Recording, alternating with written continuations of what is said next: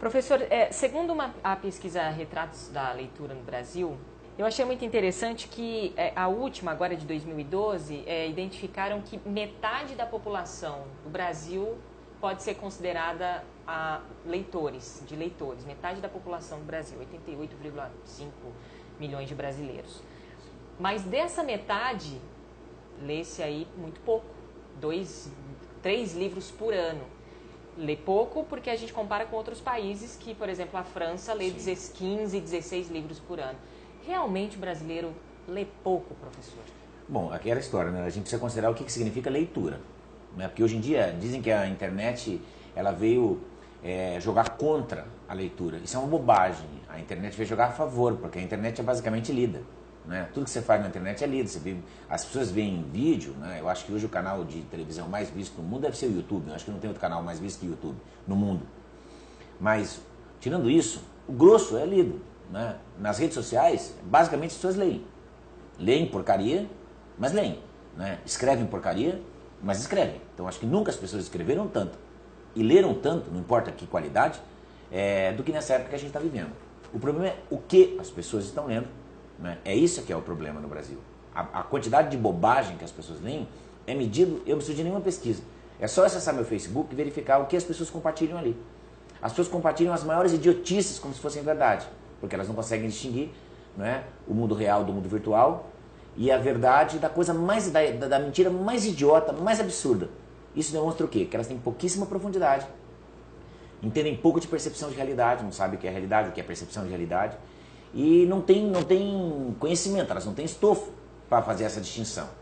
É por isso que eu vou dizer que as pessoas leem muito menos ainda do que as pesquisas demonstram. Mas os pais dizem, meu filho, eu incentivo meu filho a ler, eu faço tudo que está ao meu alcance para que meu filho leia. Não tem que fazer nada disso, tem que ler. Né? O meu filho tem 7 anos. Hoje, em 2015, ele tem uma biblioteca de mais de 300 livros. Meu filho, 7 anos. Não é? Meu filho, 7 anos, se você falar para ele sobre pintura, que pinturas você conhece, meu filho tem 7 anos e ele sabe falar de Van Gogh, ele sabe quem é Van Gogh. Se eu mostrar um Van Gogh, ele reconhece, ele sabe quem é um Van Gogh. Ele sabe quem é um Picasso, não é? Ele sabe quem é um Picasso. A professora pergunta a ele na escola, a professora de artes, se eles gostariam de trabalhar algum pintor e ele sugere Rembrandt, não é? Ele tinha 5 anos, sugeriu Rembrandt, ele tinha 5 anos. Alguém vai dizer assim, mas é seu filho, mas é porque... Não, o meu filho é só uma criança como outra qualquer, meu filho não é mais dotado nem menos dotado. A diferença é que ele é um projeto, né, de vida. Né? Eu acredito em empenhar parte do meu tempo na qualidade de convivência e educação do meu filho. Eu tenho pouco tempo. Muita gente fala assim, mas eu sou ocupado, eu não tenho tempo. Também não tenho. Então você está dizendo que o incentivo à leitura não vem só da escola. Não vem. Vem de casa. Porque a escola é um tempo muito pequeno. A gente não é aluno, a gente está aluno.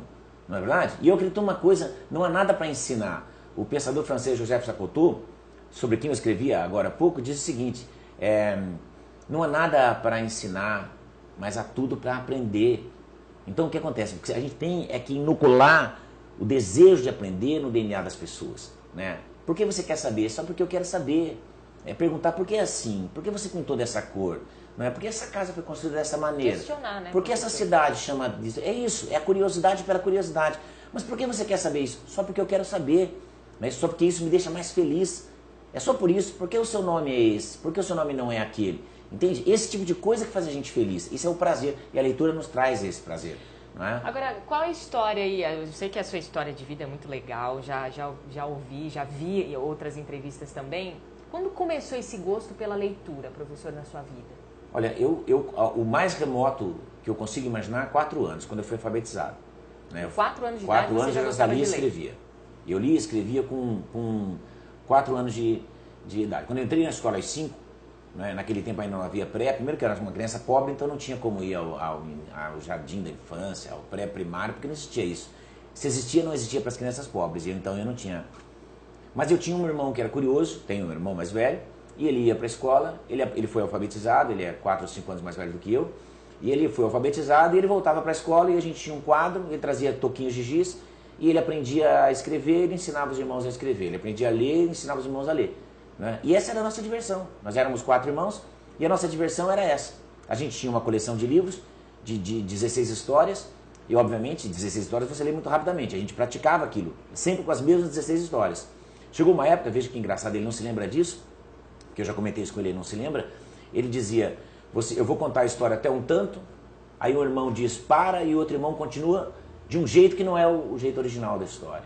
Então, quer dizer, com 5, 6 anos, a gente já estava fabricando finais. E eu faço isso com meu filho, eu reproduzo isso com meu filho. E a gente lê uma história juntos, não é? E aí eu conto até um tanto, eu falo, daqui pra frente eu quero que você inventa. E ele inventa as coisas mais mirabolantes que tem, sabe? E tudo que ele inventa eu acho graça. E ele me diz assim, pai, por que você acha graça? Isso não é engraçado. Eu falo, eu acho graça a sua capacidade de fazer as coisas engraçadas. Isso que é legal. Então a gente vibra com a capacidade de criar das coisas mais elementares. E eu acho que a gente está vivendo atrás de procurar erro e não de felicitar o acerto. Eu sou de felicitar o acerto e não de ir atrás do erro.